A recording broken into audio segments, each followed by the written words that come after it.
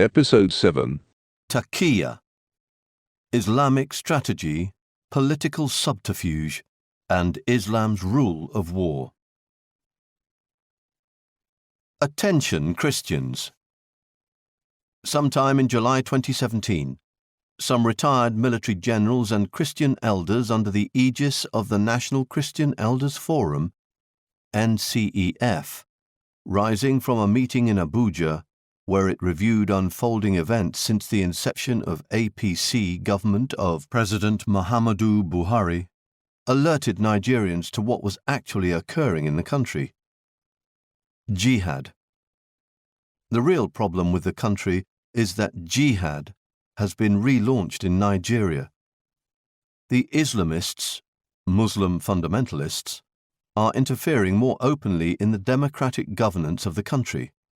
They use all manner of subterfuge, especially taqiyya, Islamic-approved deception, as stealth jihad, from within the government, security, and the media, and from without, terrorism, Boko Haram, ISWAP, Ansaru, bandits and Fulani herdsman militia, as violent jihad.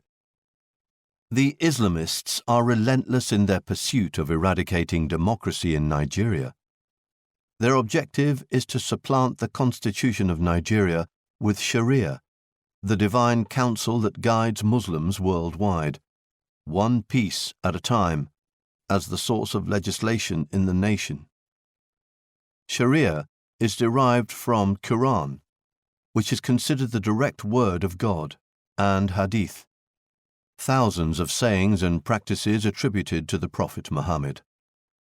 Apparently, the conflict between democracy, which is based on the rule of law, and Sharia as a usurping national legal system is responsible for the entrenched political crisis that has bedeviled the country for decades until now.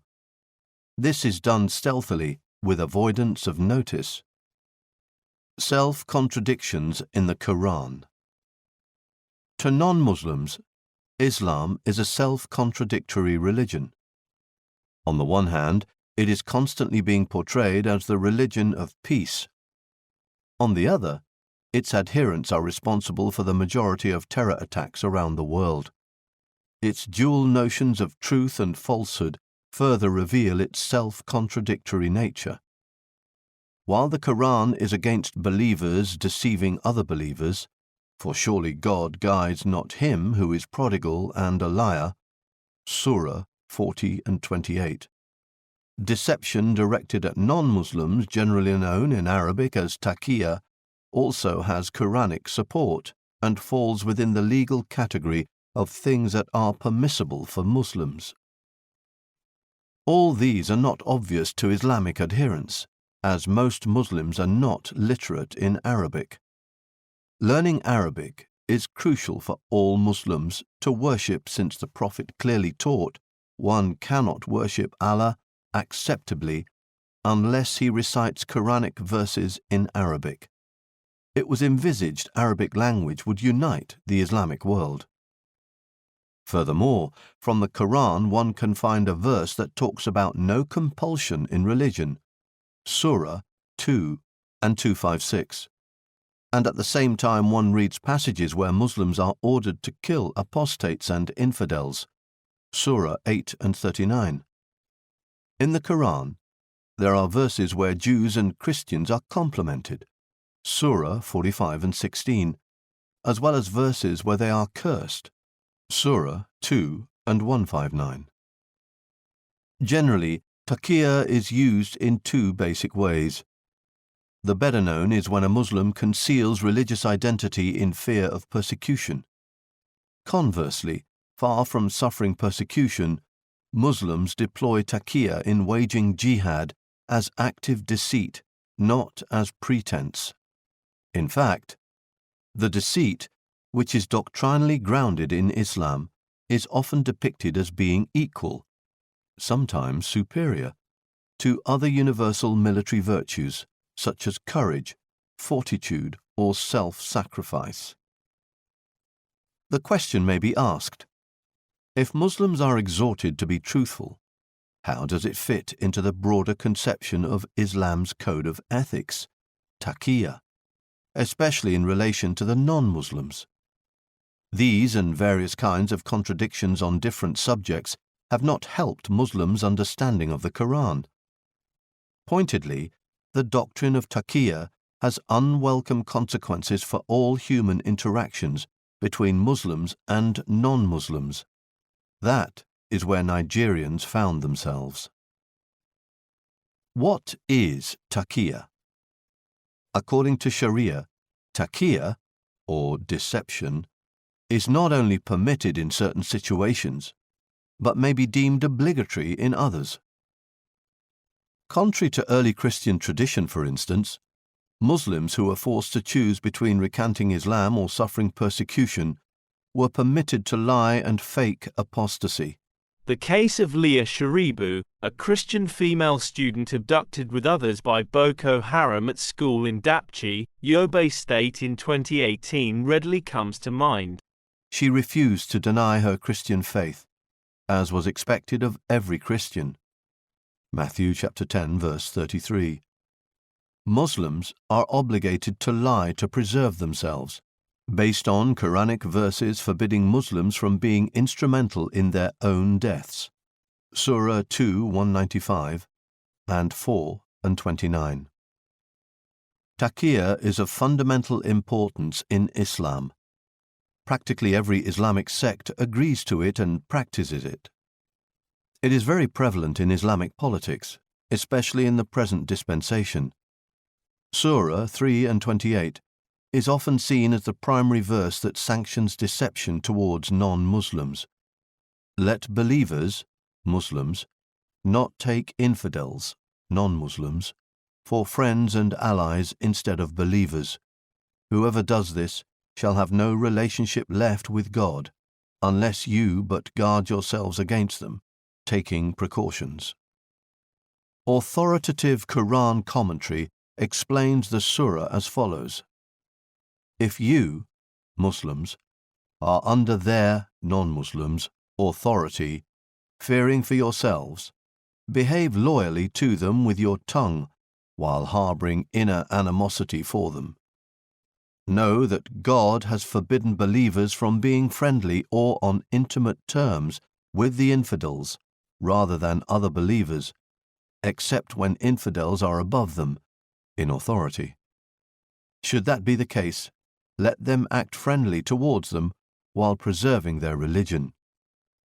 To further prove the point, Prophet Muhammad's close companion Abu Darda said, "Let us grin in the face of some people while our hearts curse them."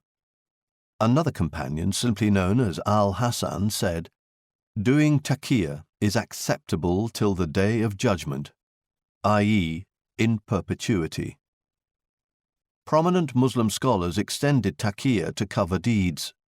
In other words, Muslims can behave like infidels and worse, for example, by bowing down and worshipping idols and crosses, offering false testimony, and even exposing the weaknesses of their fellow Muslims to the infidel enemy, anything short of actually killing a Muslim.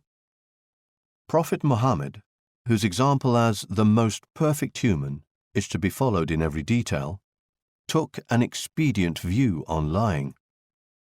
It is well known, for instance, that he permitted lying in 3 situations: to reconcile 2 or more quarreling parties, to placate one's wife, and in war. Deceit in jihad. Taqiyya in jihad, as defined by the body of Muslim scholars, the ulama, agree that deception during warfare is legitimate. Deception is a form of art in war. Moreover, taqiyya is permissible in order to dupe the enemy. One of Muhammad's most important legacies for Muslims is to see the world as a conflict between the land of peace, Dar al-Islam, and land of war, Dar al-Harb. The only countries or areas considered to be at peace are those where Islamic law, the Sharia, is enforced. Therefore, Muslims are allowed to employ taqiyya until Islam is victorious and every land becomes Dar al-Islam. Double-tongued. In 1 Timothy chapter 3 verse 8 we read, "Likewise deacons must be reverent, not double-tongued, not given to much wine, not greedy for money." 1 Timothy chapter 3 verse 8. A serpent is double-tongued, so being double-tongued is to practice the nature of the devil. One might ask, why are there these contradictions in the Quran? To answer that question, one needs to understand the temperament of Muhammad, the prophet of Islam. At the beginning of his career as a prophet, the messages that were revealed to Muhammad were peaceful and kind in order to attract people. But circumstances changed after Muhammad fled from Mecca to Yathrib due to opposition. On arrival at Yathrib, a city he renamed Medina, Muhammad built up military strength and a larger number of followers. When Muhammad was in a position of power, he was able to return and conquer Mecca and surrounding areas. This changed Islam from a spiritual religion to a political revolution. Prophet Muhammad's life in Mecca before escaping to Medina was all about prayer and meditation, so the Quranic revelations in Mecca talk about peace and cooperation with others. But in Medina, Muhammad became a military leader and invader. Hence, the revelations in Medina talk about the exercise of military power and invasion in the name of Islam, jihad. As Muhammad desperately tried to increase his following, he used threats, invasion, war, violence and subterfuge to convert people. For this reason, Islam is many things: a moral code, Khalifa, war, or jihad, and global government. Learning Arabic is crucial for all Muslims in order to worship, since Muhammad the Prophet clearly taught, La yuta'abadu illa bi tilawach. One cannot worship Allah unless he recites the Quranic verses in Arabic. It was envisaged Arabic language would unite the Islamic world. Muslims' Islamic worldview and identity politics are not a recent phenomenon nor a reaction to political persecution.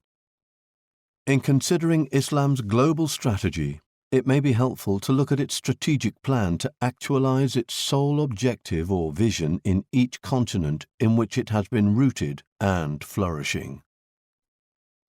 Wahhabism. Wahhabism is the Al-Qaeda type of Islam.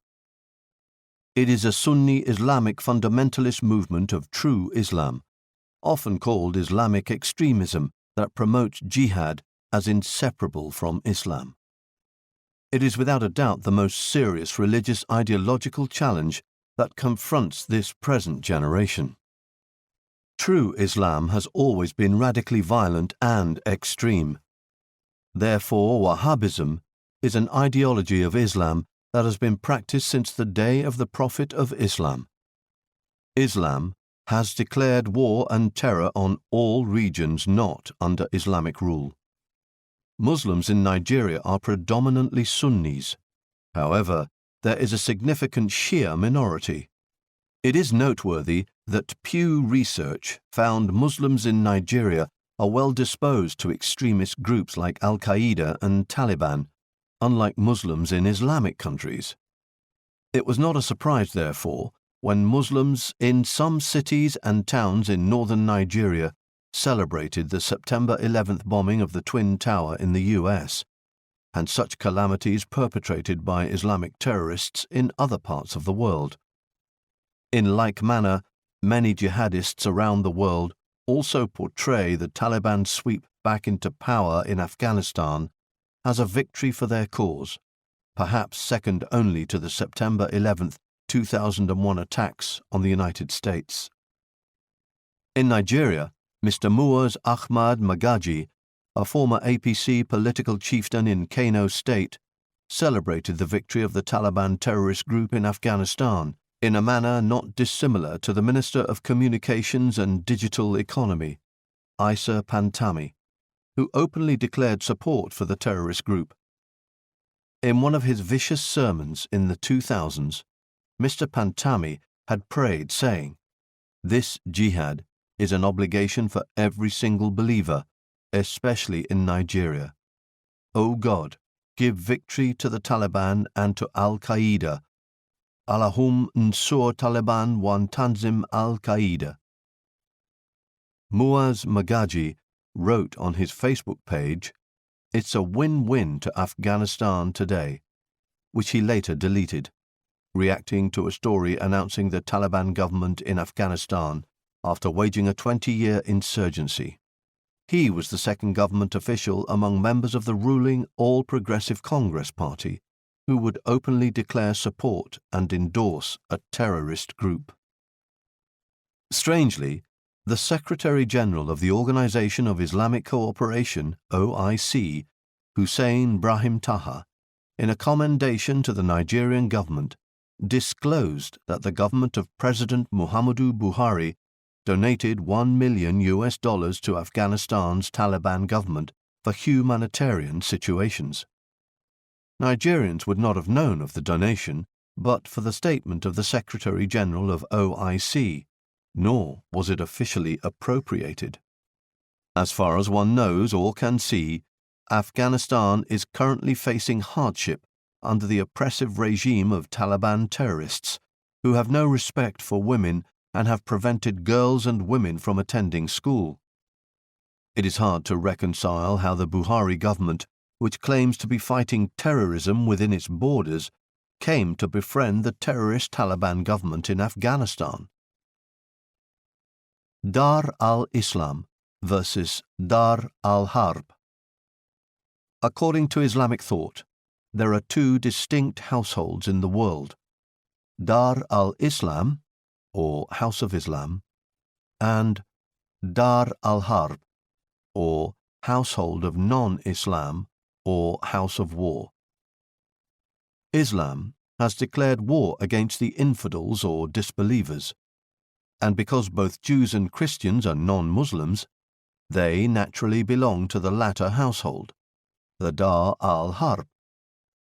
It is such that when a Muslim kills a Christian, he is only getting rid of a kafir, an infidel. Today, this war is going on in various parts of the world. This explains the incessant conflict going on in the Middle East, in Israel in particular, and the Islamic nations in general. The same conflict goes on in Asian countries, some African countries, and worldwide. Jihad is not just a struggle with the temptations in life, but the struggle to wage war against the infidels, to protect the nation of Islam, Ummah, from the heathens and to convert them to Islam. This is Islam's definition of peace. Muhammad explained in one of the hadiths, Allah's messenger was asked, "What is the best deed?" He replied, "To believe in Allah and His messenger." The questioner then asked, "What is the next?" He replied, "To participate in jihad in Allah's cause." Indeed, 60% of Quranic verses are violence-related. This stands to reason, because Muhammad received most of those Quranic verses after he left Mecca. Jihad became the basic power and driving force of Islam. Among the radical methods being used in Islam to achieve its mission and to subdue the world is deception, or taqiyya. Examples of taqiyya. Taqiyya means deceit or misrepresentation of facts through outright lying. The term taqiyya has been adopted as an Islamic strategy to deal deceptively with non-Muslims. Muslims are taught to practice taqiyya, which is the strategy whereby Muslims deliberately misrepresent religious matters to cover up and guard the religion of Islam. The tradition of lying has been extended to the adherents of Allah. As an example of taqiyya, the canard that Islam means peace is a misconception deliberately created by Muslim apologists to pull the wool over the eyes of harmless non-Muslims. The word Islam means submit or surrender. It is not derived from the word salam, which means peace. In Islam, conceding peace means that the Islamic Ummah is weak. So, as soon as Islam becomes the dominating force, it switches into war gear. Historically, Islam has not been a religion of peace from its inception. Another taqiyya or deception worth considering is the one of equating Allah with the living God, Jehovah. There are many verses in the Quran claiming that Allah is the same as the God of Israel and Christians. The worship of Allah is involved with the worship of the sun, the moon, and the stars, which defines it as astral religion. The crescent moon, which is the symbol of moon worship, is also the symbol of Islam. It is printed on the flags of many Islamic countries and placed on top of minarets and mosques. Let us read from the scriptures. Thus, you shall say to them, the gods that have not made the heavens and the earth shall perish from the earth and from under the heavens. Jeremiah chapter 10, verse 11. Many who lack understanding, Christians and Muslims alike, will argue that Allah is the same God that Christians and Jews worship. But by studying the Quran, we will see the vast gap in character, nature, and personality that exists between the God of the Bible and the Allah of the Quran. In all honesty, what we need to show are the teachings and practices of Islam, then we will know what Islam is. Jesus said, "A tree is known by its fruit." Matthew chapter 12, verse 33. A banana tree produces bananas, and a thorn bush produces thorns. The fruits that Islam has produced throughout history show its nature. As we will see, the fruits of fear, terror, and bloodshed have always characterized this religion. The history of Islam could only be characterized as a river of blood. Peace, Islamic way. When Muslims pretend to make peace, they behave just as Prophet Muhammad did in 628 CE with the Treaty of Hudaybiyah, when he was weak militarily. However, he broke that treaty 2 years later and slaughtered the Meccans when he was in a much stronger position to do so. The late Arafat of the PLO expressed this thought when at the negotiation table with Israel. Arafat, quote, No, Allah's Messenger Muhammad accepted the Hudaybiyah peace treaty and Salah ad-Din accepted the peace agreement with Richard the Lion-Hearted. End quote. What Arafat was referring to is the permission from Allah to break treaties and agreements Muslims made with any enemy. Muhammad had a 10-year pact with the Quraysh, which he broke within 2 years when the Islamic forces got strengthened during the ceasefire. He then conquered the very people with whom he had a peace agreement. Salah ad-Din was another Muslim leader who, after a ceasefire, declared a jihad against the Crusaders and captured Jerusalem. This was the plan behind Arafat's negotiations for peace with Israel. When we think back to how Arafat came smiling to every accord meeting, claiming he was ready to make peace, yet he never honored any agreement and the killings of the Jews continued. Finally, sick of the blood and tears, Barak, the then Israel Prime Minister, offered him everything Arafat claimed he wanted: the land, money, sovereignty and control of 1/2 of Jerusalem, a painful accommodation for Israel. Arafat turned it down. The Palestinians never really wanted a Palestinian state, yet Arafat made it his battle cry and it became a successful political strategy. So now, while the territorial tug-of-war distracts Western attention, the real issue the destruction of the Jews, is what consumes the fanatics.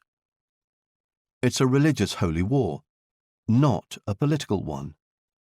It's in the culture, the tradition, the religion, the music, and in every other aspect of Arab life.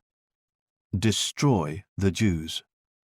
This was Arafat's game plan, and he was a chip off the same block as Saddam Hussein, Osama bin Laden, and Ahmed Yassin. Different names, but the same goal. Why is it that the only nations today that want to annihilate Israel and drive the Jews into the sea are the Islamic nations? Tu quoque. The other means of deceiving in Islam is called tu quoque. Since taqiyya will not always work, the practice of tu quoque must be applied. When Muslims try to convince an individual infidel or a group of infidels that Islam is really a religion of tolerance and peace, and their audience shows signs of doubt or a lack of being convinced, then the Muslims apply the tactic of tu quoque. That is, the Muslims will from a mode of defending Islam, practicing defense, to a mode of attacking the Christian faith or Judaism, practicing offense. Their offensive attacks are aimed at accusing the Christian faith or Judaism of its lack of peacefulness and tolerance in treating the Israeli Arab neighbors in the Middle East. This is a facile blackmail and veneer for anti-Semitism, for they refuse to recognize Israel's right to exist or live peacefully. In so doing, Muslims single out biblical passages that refer to war, bloodshed, or violence. They often refer to books like Leviticus, Judges, and the history of the kings in 1 Samuel to 2 Chronicles. It is true that the Old Covenant did permit and even command warfare in the name of Jehovah, the Almighty God. There is, however, a remarkable difference between the kind of warfare commanded in the Old Covenant for the Jews and that which is commanded in the Quran for Muslims. The Old Covenant warfare was never ordained to force Judaism upon pagans, nor was it to procure world domination for the children of Israel. Rather, God ordained such wars because of rampaging sin. The pagan nations were enmeshed in extreme idolatry and sexual vice, including burning and murdering their children in sacrificial fires and many other abominable acts of sin. God used Israel at that particular time to judge those nations. It was a temporary order for a specific period and purpose. God never commanded the Israelites to make a forced conversion or spread Judaism by the sword of steel like Islam teaches and practices. In addition, it is noteworthy that God brought us from the Old Covenant into the New Covenant, and that there is absolutely no verse in the entire New Testament that ordains or commands carnal warfare by the sword of steel for Christians. None. Christians are not called to fight in any realm, but in the spiritual realm by praying. In contrast, this is not true of Muslims. Islam has discarded the New Covenant revelation and has twisted the nature and motive of the Old Covenant while adding its own sinister methods of warfare, terror, and unprovoked aggression. As stated earlier, there are plenty of verses in the Quran and the Hadith that command Muslims to practice carnal warfare. The tactic of tu quoque is just a way to divert one's attention from the true nature of Islam. Kitman. Another strategy being used for the advancement of jihad in Islam is the practice of kitman. Kitman can best be described as the practice of telling dangerous half-truths or only part of the truth, leaving out important information. It is best described as misinformation. Muslims are misleading people when they maintain that Islamic jihad really means a spiritual struggle, and fail to make it clear that this definition of theirs is really a very recent one, only about 100 years old, while Islam is 1,400 years old. This kind of deception is the practice of kitman. Kitman is very similar to taqiyya. Kitman is often used in the West or to non-Muslims when a Muslim points out Quranic verses that speak of Islam being peaceful and tolerant. He intentionally leaves out many verses in the Quran and Hadith that obviously support terrorism and war by the sword of steel. It is unfortunate that many non-Muslims are uninformed about Islam and often believe all the half-truths and deceit. They forget that such words as peaceful, charade and rationalization only go on where the wolves in sheep's clothing find themselves in the minority. The 9/11 bombing has become an eye-opener to the Americans and the families that lost and are losing their sons and daughters, fathers and mothers to Islam everywhere through massacres to know better. As an extension of taqiyya, kitman paints the picture of jihad differently. Historically, the Battle of Badr marked the beginning of the Islamic terror of jihad, and Muhammad gave the name jihad, from jahada, which in Arabic means struggle, to his war campaign. In reality, it was not a struggle, it was genocide against humanity. So jihad, in its truest sense, is still a holy war to spread the religion of Islam by the sword of steel. War. Thank you for listening to episode 7 of Show the House to the House. You can now listen to episode 8 on the same channel.